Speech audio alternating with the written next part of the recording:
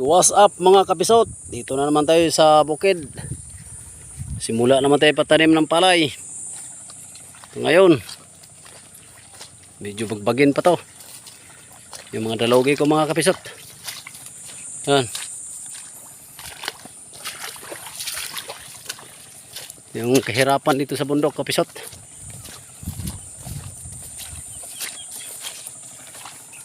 Ang ganda ngayon kaya may ulan, tubig. Mga kapisot, pasalamat kayo sa Panginoon Pisot nga hindi tumama sa ating bagyo dito. Delikado. Oh, hamang usana bloy, nawaban. Tagas na akong dalugi. Green na. What's up mga kapisot? Ito na. Ito na yung ano natin, dalugi, punla. Yung sa Tagalog, punla.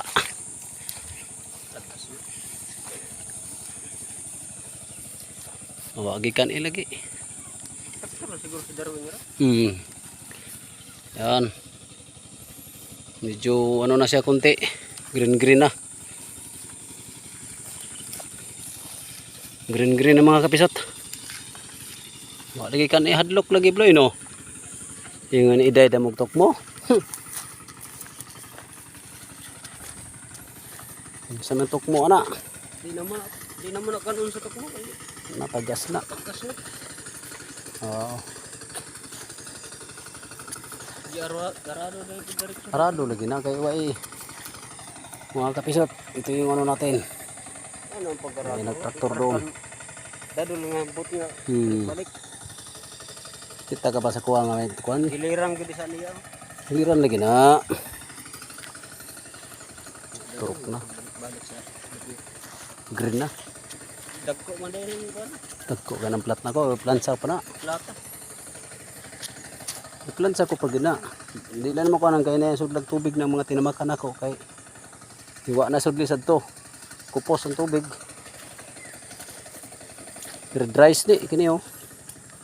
Katungad to. Moto kumama na. Kamigin? Hindi ka. Migin nga sa pagkong tinaman ng kamigin.